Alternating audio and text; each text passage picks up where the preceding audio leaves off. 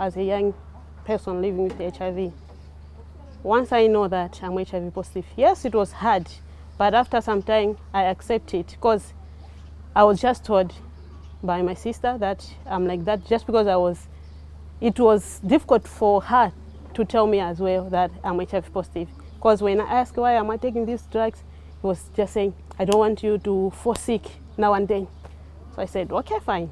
As time goes, I started refusing going to the hospital or to take ARGs. I said, no, I'm not sick. Why should I go to the hospital? So it was hard for him to disclose that to me. It takes a bit time when she told my aunt that I think Fundo needs to know her status. Then my aunt came, tell me about my status. That day I cried the whole day because by then I didn't have any sexual relationship with anyone.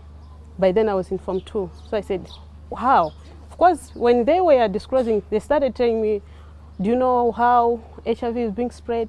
I started answering the way I have been taught to school, but still it was hard to me. So it's hard. After telling me, after some time, when they were encouraging me, I accept it. So after accepting, I think it's not very hard when you accept it. And disclosure, it's easy. How old were you then? By then, Yeah. I was 14. 14. Yeah. So the issue of disclosure can also affect my young peoples that are living with HIV when they have their partners.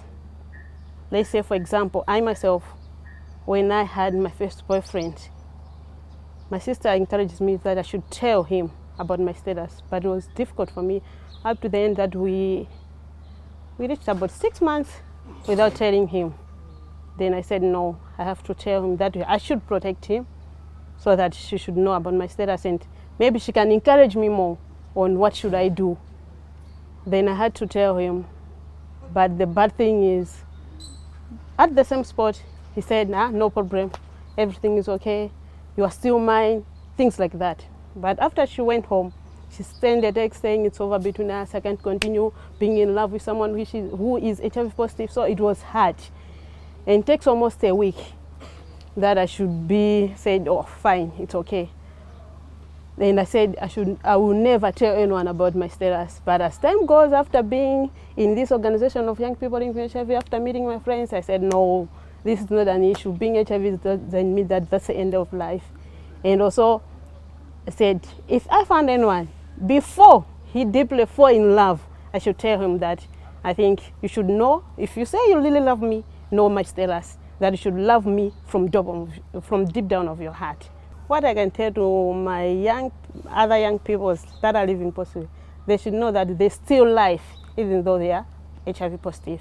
As I'm telling you now, I'm a qualified teacher. I'm teaching at a certain government primary school.